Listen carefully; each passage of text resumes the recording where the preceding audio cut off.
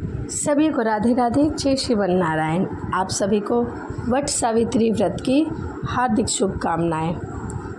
आज हम सुनेंगे वट सावित्री व्रत की कथा। वट सावित्री के दिन अपने पति की लंबी आयु की कामना करने वाली सभी स्त्रियों को मेरा सादर प्रणाम है।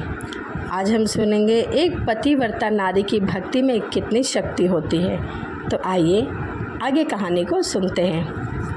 प्राचीन काल में भद्र देश के राजा अश्वपति की एकमात्र संतान थी, जिसका नाम था सावित्री।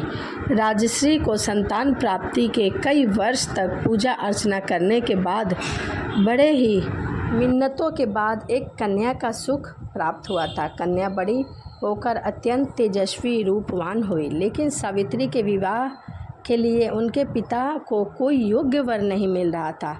इस बात से दुखी होकर उन्होंने सावित्री को स्वयं वर चुनने की अनुमति दी। एक दिन तपोवन में भटकती हुई सावित्री की भेंट सालव्य देश के राजा धूम्रसेन के पुत्र सत्यवान से हुई। राजा धूम्रसेन अपने पुत्र सत्यवान के साथ वन में ही निवास करते थे, क्योंकि उनका राज्य उनके शत्रुओं ने छीन लिया था। सत्यवान को देखकर सावित्री ने अपने पति के रूप में उन्हें स्वीकार कर लिया। जब नारद मुनि को इस बात का पता चला तो वह सावित्री के पिता राजा अश्वपति के पास जा पहुँचे और बोले कि हे राजन, यह क्या कर रहे हो? सत्यवान गुणवान है, धर्मात्मा है, बलवान है, पर उसकी आयु बहुत छोटी है। वह अल्प आयु है। 1 वर्ष के बाद ही उसकी मृत्यु हो जाएगी। नारद जी ने सावित्री को चेतावनी देते हुए कहा कि पुत्री, जिसे तुमने अपने वर के रूप में चुना है वह अल्प आयु है। तुम्हें किसी और से विवाह करना चाहिए।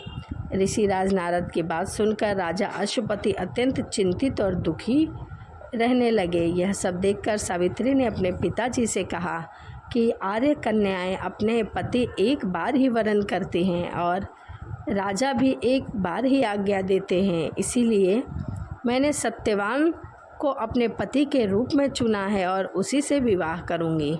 सावित्री अपने निर्णय पर अटल रही और आखिरकार उसका विवाह सत्यवान के साथ हो गया। विवाह के पश्चात ही राजवैभव छोड़कर वह वन में गमन करने लगी, क्योंकि उसका पति वन में ही रहता था और अपने पति और परिवार की सेवा करने लगी।